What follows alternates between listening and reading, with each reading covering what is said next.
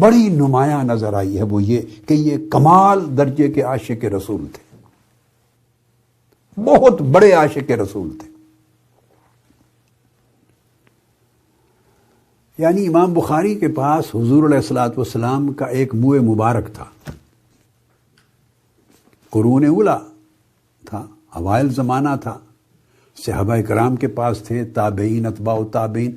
تو الگ تحقیق منہ مبارک اس زمانے کے لوگوں کے پاس سند کے ساتھ موجود ہوتے۔ تو امام بخاری کے پاس آقا علیہ الصلوۃ والسلام کا ایک منہ مبارک تھا، ان کو عمر بھر انہوں نے اپنے قمیض میں یا جبہ کہہ لیں یا کرتی کہہ لیں، اس کے اندر سیا ہوا تھا،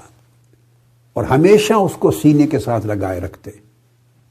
یعنی اپنے جبے کے اندر سی کر اس کو پہنتے تھے اور اسی کے ساتھ رات کی عبادت کرتے اور اسی لباس کے ساتھ ختم قرآن کرتے، تہجد کے وقت قرآن مجید ایک ثلث پڑھتے، ہر تیسری رات ختم قرآن کرتے۔ یہ آقا علیہ الصلوۃ والسلام سے عشق کی اور ادب کی اور رسول برکت کی یہ ان کی عقیدت مندی تھی کہ منہ مبارک کو عمر بھر اپنے ساتھ لباس میں رکھا۔ اب یہی چیز